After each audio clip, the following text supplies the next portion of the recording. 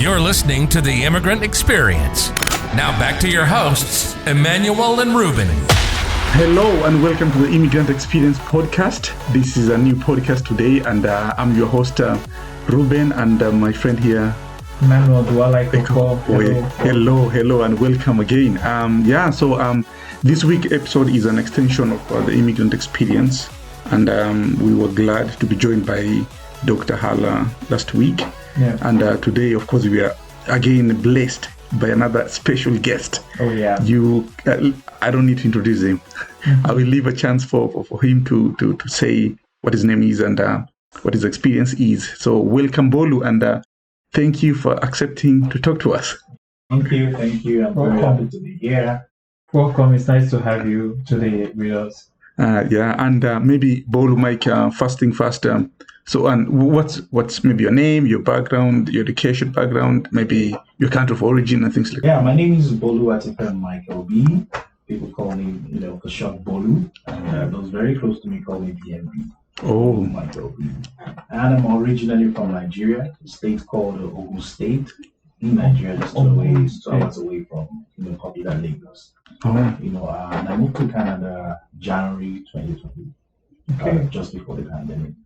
I'm a trained lawyer and a psychologist. I have a degree in law from Swansea University and a bachelor's degree in psychology from Michael-Biyi University, where I served as the president of the student union government at the time. Oh, that's interesting. So, I'm a qualified barrister and solicitor of the Supreme Court of Nigeria, and I'm currently in the field of international development, specializing in social innovation. So that's in a nutshell. Oh, that's amazing, man. That's amazing. And when did you came to Canada? And I came January 2020. January 2020. January 2020. That's recent. That's very recent. Yeah. Oh, that's really interesting. 2 months before the first wave of lockdown, the COVID. It's been quite an experience. Oh yeah. And when you came to Canada, which province did you first arrived? Ontario. And specifically Ottawa, Toronto? I moved to Ottawa, and after a while I moved to... Okay, that's great, man. And given your experiences, what maybe your education background, what were you specifically doing back home before you came? Yeah, I was working with the African Union in Nairobi, Kenya. Okay. I worked for 2.5 years. Okay. As a technical officer in charge of administration and legal affairs. Okay. One of the agencies of the AU known as the Africa Center for Disease Control. Oh. That's the agency that they're on top of the pandemic. Right? Oh yeah. The health agency of the continent that sees through all this pandemic and all that. So, if I were to be in Nairobi or Kenya right now, I would be on the field. Oh yeah. Administration and coordinating and ensuring that the persons at the emergency operations center and those going to the field are well covered. Oh yeah. How long were you in Kenya? 2.5 years. Oh, that's amazing. And all the 2.5 years you were working with African Union. Yeah, the African Union. I spent a few months in Ethiopia, then deployed as a pioneer staff, to start the other colleagues, the African Center for Disease Control. And how did you go there, man? African Union, it's a big institution. It's a big institution. Africa's premier main political organization. Mm-hmm. So it was a very huge start, and I love challenges. Mm-hmm. So I was ready to take it on. Oh, wow. And do you think, like, before you go to the African Union job, were you doing any other job in like big institutions or just locally in Nigeria? Yeah, I know. I have a social enterprise. Okay. Reach out to Integrated Africa. Yeah. Okay. Where we focus on education and health. Okay. That's I just got into the African Union program, and then I was retained and upgraded into a staff. Okay. Now, hearing all of this, I'm very curious because I'm sure everyone else who's listening will be very curious. What got you motivated to start all of this? How did you start building this portfolio for yourself? Where did the journey of Mike all begin? Okay, I think I think my mom. Oh, your mom. Wow. She has the most impact on my life. Mm-hmm. Okay. I would say the man I've become today. Yeah. I would attribute it to God and my mom. So I watched that from a very young age. Doing a lot of social stuff in the community. She's been a state commissioner at the time, state. Oh wow. Women affairs, social development, works in housing, youth, sports. Between different governments. Oh wow. So she's been in public service, and she was brought into that position based on her contribution to society at the time. Okay. They felt she was the right person. Oh yeah. Yeah, she was influential. Yes. So I watched that at a very young age. Helping the less privileged, motherless babies, the differently abled persons. So I grew up in such environment of giving back. Oh yeah. And did you play part in your mother's initiatives and stuff like that? Yeah. Actively. In fact, Reach Out Immigrant Africa was founded by my mom. No way. Oh wow. So I grew up, being on the field, distributing food, diapers. That's what I spend my holiday doing.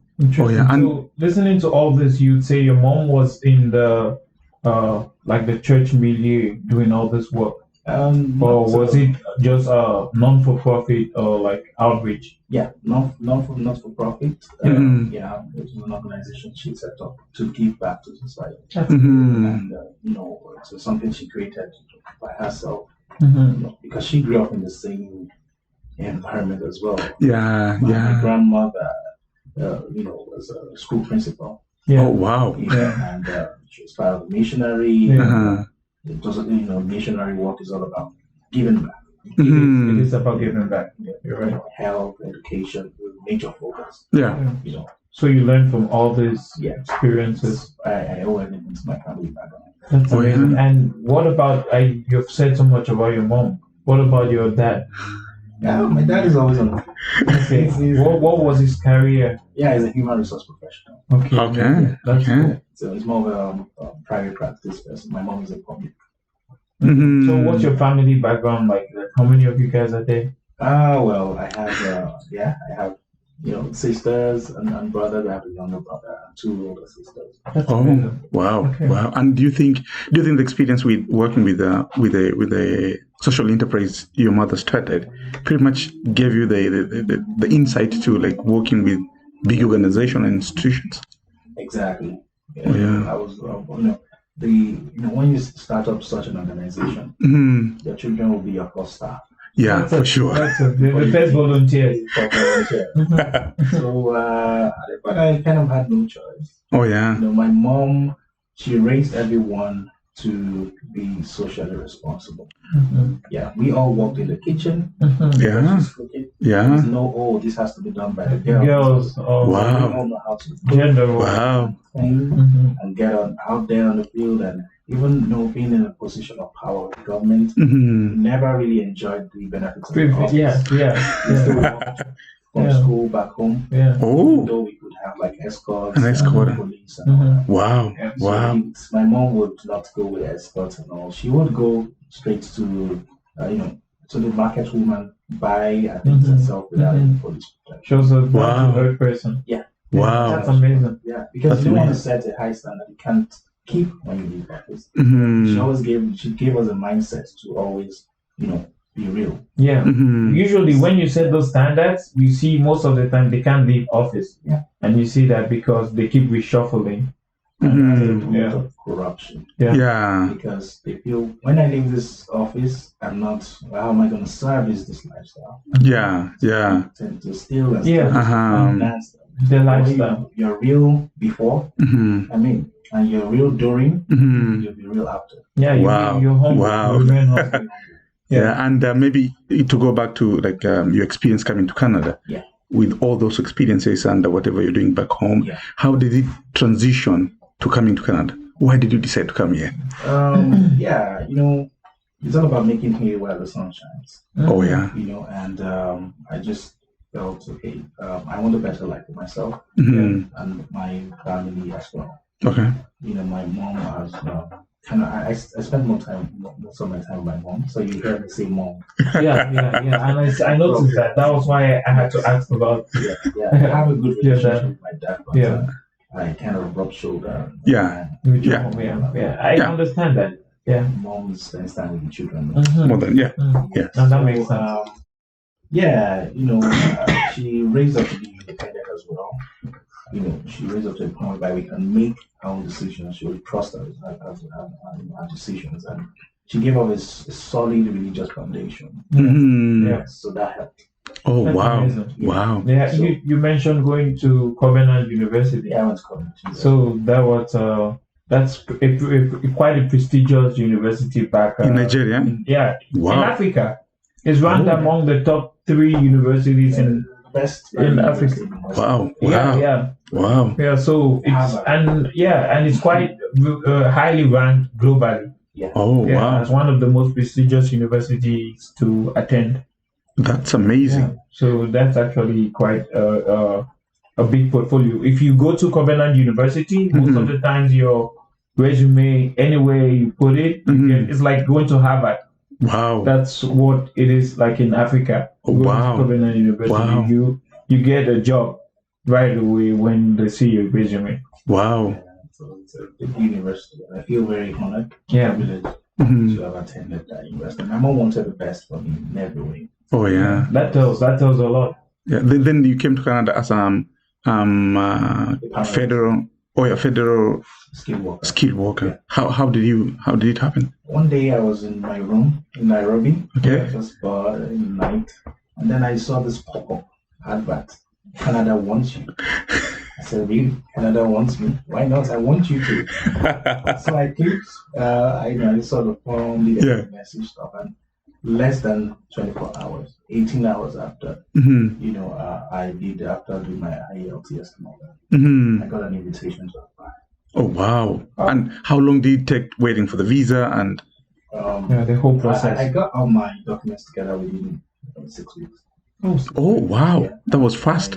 And I got my my visa request, my everything done within 6 months and 2 weeks. Exactly 6 months and 2 weeks. Yeah. Oh, wow. That's amazing. That's around the same time with With Hala. Yeah. And when you came, was there like a job post already waiting for you, or you had to came then hustle looking for a job? Yeah, considering my field, Mhm. things I read about Canada before coming, Yeah. I knew it would not be feasible for me to, Be get a barista job here. before. Yeah, because Mhm. you need to go through the training here. Okay. You can't do that one. Yeah. You need a phone, you need to get a social insurance number and all those things. Mm-hmm. So I was just preparing myself spiritually and mentally Mm-hmm. to make the leap.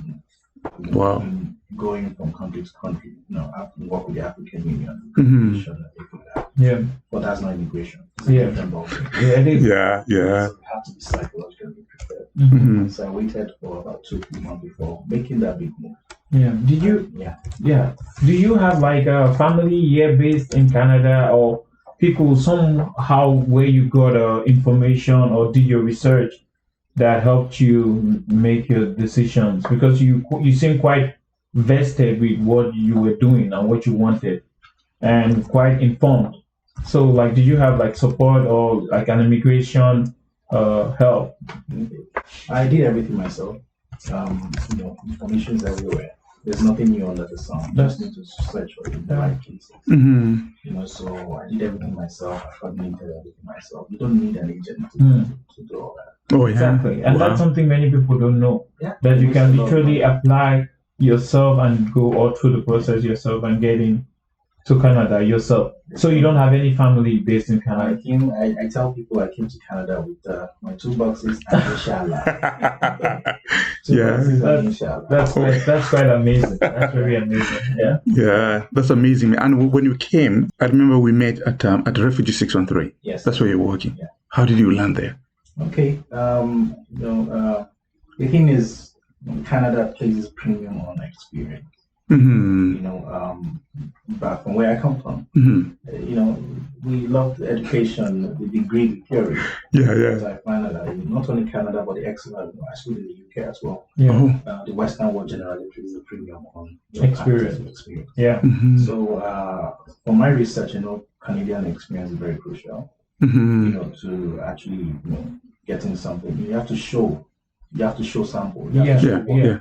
what you get the work. Mm-hmm. And it's a kind of regulated field and things like that. In the tech space or the finance or the medical field, I easily you could get a job before coming. I had to get some experience. So I got into Refugee 613 as a volunteer. Oh, wow. You might be hearing this for the first time. I just said, you know what? I would be wasting a lot of time actually applying to go. For what I want and where I'm going, I need to get that experience. Yeah. So why can't I? And can Canada appreciates volunteering? Yeah. So why can't I just spend some time helping out. Gaining some experience and proving to employers that I can survive in the Canadian workplace. I know what it's like in there. I have the social skill understanding. Oh wow! That's actually very good. That's a good point. You build a network as well. Exactly. That helps build a good network. Part of the reason why I'm here is because of the strong network that we've built. Oh yeah. Exactly. I didn't go to refugees when I thought that I was still and that's where you met. That's where you met. Exactly. And for not even me, like me working at Refugee 613, it's a honor, man. Yeah. They have staff with extensive experience in the field, and you get to learn. And Lisa Taylor is amazing. Wow. Don't even say me. we need to have her here one day. Yeah. She's an amazing person. That's amazing. Never met me. Really being associated with her alone would open many doors. Oh yeah. And that money cannot buy. No pay, no salary. Yeah, man. So volunteerism opens a lot of doors to immigrants, and you can hear it from him himself. And it also doesn't only help with that. It acts as a reference point too. So you get lots of references from people. You get lots of network. Absolutely. And you build a lot of connections, which you need to grow in the community, in any community. Yeah, I would say like meeting people and like meeting the right people.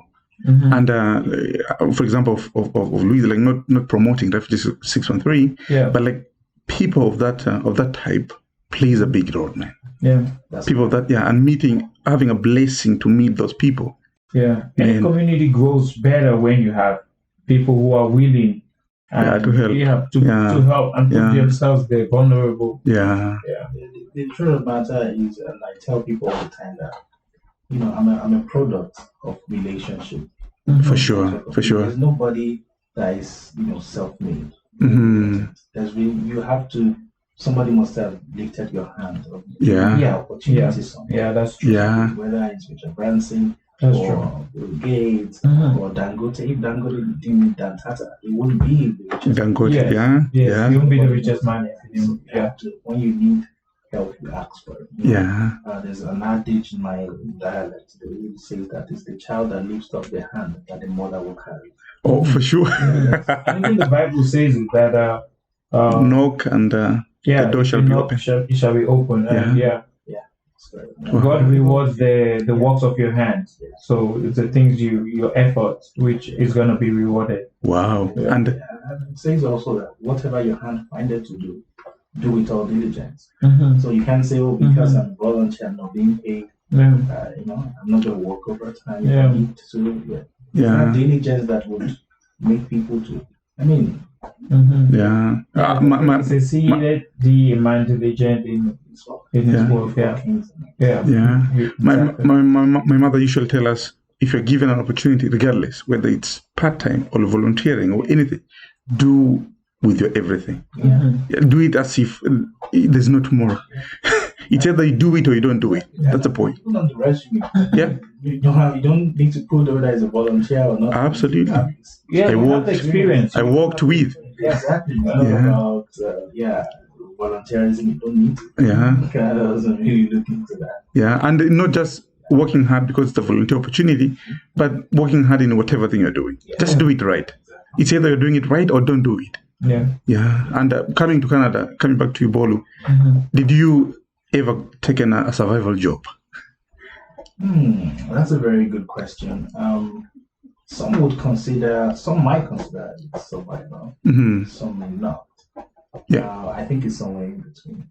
Oh, wow. Because it's a profession. It's something people get certification for. Oh, wow. So one can just, being a former diplomat, Mm. doing that would be survival. But maybe somebody that's been in that line before coming to Canada, still is line. It's- That makes sense. That makes a lot of sense. So it could be someone's career. Exactly. Yeah. And maybe it could be a path for someone else to go to where they're trying to be. Yeah. I don't know if working in sales will count as survival job. Mhm. Yeah. Well, yeah, it could be exactly like what we just said. So sales is someone's dream job. Yeah. And while for someone else, it could be a way to where they're going. Yeah. Yeah. And maybe a follow-up from that. Do you think maybe coming to Canada, your expectations while you were back in Africa were pretty much met, or it was a slap on the face? I knew that it wasn't going to be an easy journey. Whatever you're starting, journey, whether it's a new company, I was ready. I knew there were going to be challenges. Yeah. I knew there were going to be challenges, even as little as adjusting to the weather. Mm. So I was ready. I knew that things were not going to be that smooth. Yeah. So how was that like for you? My first winter in Ottawa, I landed in the hospital. No way. Super cold. Wow. Don't forget I schooled in the UK. So Yeah. there Wow. was winter as well, Yeah. but nothing like Ottawa. Wow. Oh yeah, nothing like Ottawa. And there are even colder places. Yeah. Yeah. So, but now, I mean, I'm used to it. Yeah. You adapt over time. Kind of. Yeah. Wow. That's actually very amazing. So some things met my expectation and some things. something. I know Yeah. there's no perfect society. Yeah. For sure. I know that, So what was like a cultural shock? Something that you didn't expect that you saw, or something you expected that didn't meet your expectation? would you want me to start with a positive or the negative? Whatever. Let's start with the good to the bad. I love Canada's social welfare system. Okay. Yes, you will know that even though government might not It be works. perfect, it does work. Yeah, it does You work. see the taxes working, Mm-hmm. and there's a lot of premium placed on the people. The government that works for people. Mhm. I mean, That people focus on. yeah, when you come from some of our like the third world countries and you come to Canada, you see that the resources are being put to use. Yeah. And it's not just going to some individuals. Yeah. You mean developing countries? Yeah. Okay. Yeah. In developing countries, resources are not used for the purpose most of the time. And meanwhile, when you come here, you see that the healthcare, the roads, and everything else is being developed. Yes. And yeah. So the negative aspect was, I think we're still in the process of improving when it comes to actually giving immigrants the opportunity when it comes to searching for a job. Mhm. It was, Canada kind of might humble you. Yeah. Yeah. Can you throw some more light to that? Like when you say, Yeah. You've been listening to the Immigrant Experience, a program we hope will have an impact on the future of newcomer immigrants and Canada at large. We hope you enjoyed the show, and if you did, make sure to subscribe, like, and share. We'll be back soon, but in the meantime, hook up with us on Instagram at Anyo_2021. # the Immigrant Experience. See you guys next time.